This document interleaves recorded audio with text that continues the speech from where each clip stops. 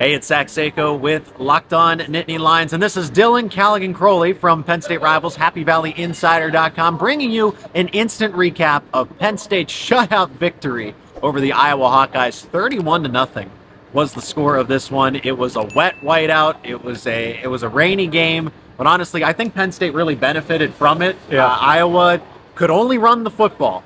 And Penn State sold out for the run because they knew Iowa's receivers weren't going to get open. They were going to miss Luke Lachey, who unfortunately had an untimely injury.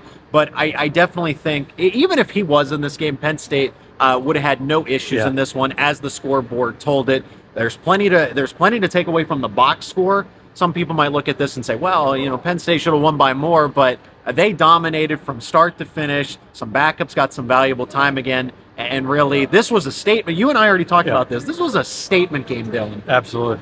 Yeah, I mean, I will say James Franklin a couple times this week talked about having to grind out a win in this game. And he talked about that on Tuesday in his weekly press conference. He talked about that again today, about grinding through this game and getting a win out of it. Iowa's defense, isn't the most fun defense to have to play. You have to play some smash mouth football. And he credited Mike Yurcich, I'm going to paraphrase here, for not, getting bored. He didn't get bored. Getting bored of facing this Iowa defense. And just in that first half, it felt like Penn State ran the ball a lot more than they threw the ball. 57 times total in this game. And they did run it a ton, but they threw 37 passes in the process. A good bit of that came in the second half. But in that first half, Penn State was going to run the ball down Iowa's throats the entire time, even if they were just getting 2-3 yards. Like you said, the magic number, 3.5. If you do that, if you do that 3 times, that's a first down. And Penn State, it wasn't a pretty running game. It wasn't explosive, but it got the job done. It was a very methodical game. Kind of like what we saw against West Virginia, kind of what we saw against Illinois to a degree. Penn State took what Iowa gave them today. When the passing opportunities were there, they converted on them. Drew was 25 of 37, I believe. 166 yards. Yeah, it wasn't but 4 touchdowns and no turnovers. Yeah. No turnovers was key. It wasn't a huge night for Drew, in the yardage category. But I think we saw a lot of growth from him and his offense from what they saw last week against Illinois. It wasn't Drew's best performance, but against a stingy Iowa defense this week, he did a much better job, to say the least. And Penn State dominated defensively as well, of course. I mean, just one of the better performances Penn State defense has had in God knows how many years. Yeah, 4 forced fumbles. So like I said, the rain played into the favor of Penn State, not in the Iowa Hawkeyes. I do think this game could have at least had a different shift. Sometimes the ball bounces in your favor, right? Caden Saunders, the muff punt, and Iowa kicks it into him. It bounces off him, and he's able to go recover it. In maybe a different scenario there, Penn State doesn't recover it. Iowa gets it. It's a scoop and score, and it's 10-7 going into the half. And then you got to think that momentum's completely different. But Penn State James Franklin said it, and it was going to be this kind of game. And this is what Penn State wasn't able to do 2 years ago when they went out to Kinnick Stadium and they lost to Iowa, or played the likes of a 9 overtime game against Illinois. Penn State now has the capability of going into a game and just being able to grind you out, just constantly chip away at a defense, because Iowa's offense could not sustain drives. And this was the key for this. If they could even sustain a resemblance of an offensive drive, they might have been a little more competitive. They were never going to win this game. It was Penn State was going to win, just a matter of by how much. But for Iowa here, their defense, it was the same thing with Illinois. Iowa was going to be on the field defensively so much that eventually, yes, bend, don't break, bend, don't break, bend, don't break. But if you bend it enough, it's going to break. Yeah, and the Hawkeyes, their defense, give them the credit in that first half. They kept Penn State at bay. It was 10-0. 10-0 first half. Penn State had 162 yards of total offense in that first half. The scoreboard was closer than it probably should have been. But they didn't break a ton. Penn State didn't have many big plays in that first half. Didn't have many in the second half either. But they got just enough in the second half to get that scoreboard up to 31-0. But on the opposite side of the ball, Penn State just kept keeping Iowa to 3 and outs. Iowa, I believe, had 50-something yards on their first 2 drives of the game. After that, they had just 13 in they had just 20, I think, the rest of the game. Yeah. 13 in Yeah. the second half. That was bad. Penn That was State's bad. defense truly suffocated Iowa in this game, and you saw Iowa's offense.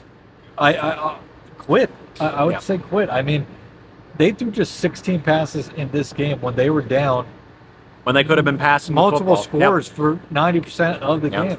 And they did not throw the ball at all because they just knew they couldn't throw into this Penn State defense because the linebackers are good in coverage. The secondary is one of the best in the country. Yeah. And anytime they were trying to pass the ball, that front seven was getting pressure all night on Caden McNamara and the Iowa quarterbacks as well. I'm blanking on his name right now. Yeah. Well, here's this for Penn State's defense.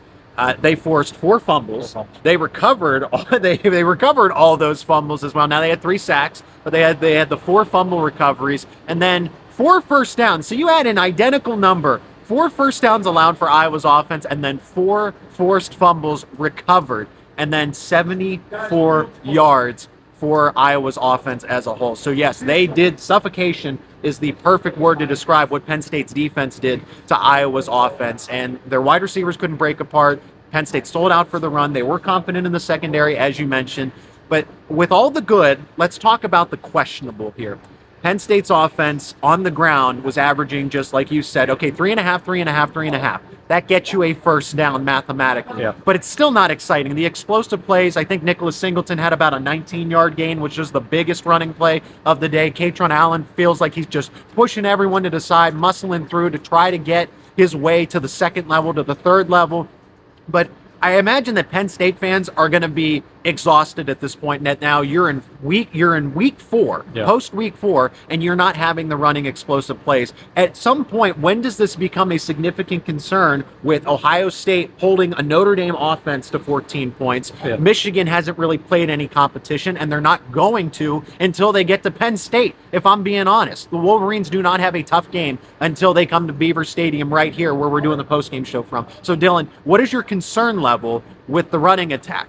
Sure, and just explosive plays in general in this game. I mean, Penn State won 31-0. They held Iowa to 75 yards or whatever it was in that 70s, but they lost the explosive play battle. They did. They lost the explosive play battle, and I think Iowa's explosive plays came on their first 2 drives of the game. There was one to Eric All, and then there was a Cade McNamara run. But besides that, those were the only explosive games in this game, period. Right. Now, for the rushing attack, yeah, I think if you're a Penn State fan, there is a reasonable, there's a good reason to be concerned about this rushing game. It hasn't been explosive at all. They have Nicholas Singleton, one of the most explosive running backs in the country, who just hasn't gotten it going this year. Katron Allen isn't really that running back, but he's having a good season so far. Very good season. Yep. Level of concern, it's hard because I think to a degree, Penn State is just kind of playing it safe right now. They're kind of just going I don't think they're tipping their hand either. No, they're just kind of going through the motions in the run game. I mean, they know what this Iowa front seven was going to do today. They know how good it is, and they were content today just running it up the middle quite a bit of times. They really didn't try to bounce it out to either side too much. When they did early in the game, Iowa was all over it. So I think after those first couple times of trying it, Mike Yursich and the offense just kind of decided, we'll just go right into the gut of this team, try to get 3-4 yards of carry, and that's what they did for most of the night. There was very few negative runs, I think, off the top of my head in this game. It wasn't pretty, but against these type of teams, you don't always need to be pretty. Yeah. You just need to get the job done. That's what Penn State did today. I mean, I thought, frankly, in the rain, in an ugly type of game, aside from a few mistakes here and there, it was a pretty game. Drew Aller threw 4 touchdowns and no turnovers from the offense through 4 weeks. West Virginia's respectable. Illinois is respectable. Iowa's defense is one of the best in the Big Ten. I would argue probably top 20 in the nation. And Penn State won and put 30 points up against this defense, right? Yeah. So, yes, it was gritty, not pretty against an Illinois team because I felt like that score should have been a little more out of hand.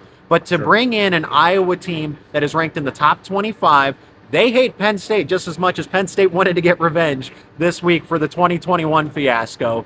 And you really make a statement here. Most importantly, Penn State's 4-0. Penn State's 2-0 in the Big Ten.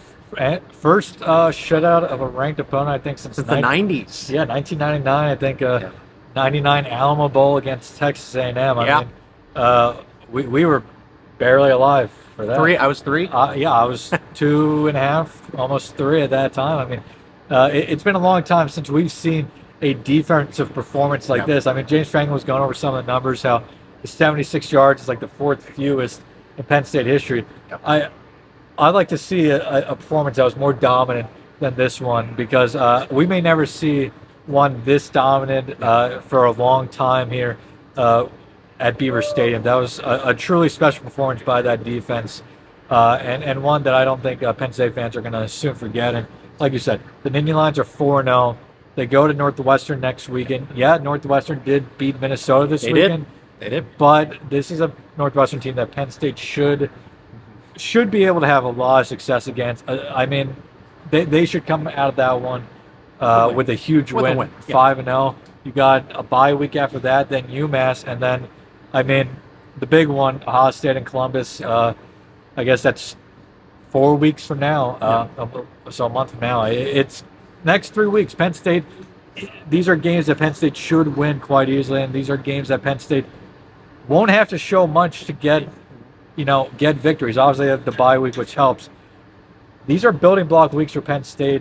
They don't have to show much, and then, for them, hopefully going to Ohio State healthy, 6-0, and that's where the playbook, as we were talking about, is going to really open up, and we'll see what the Nittany Lions have then.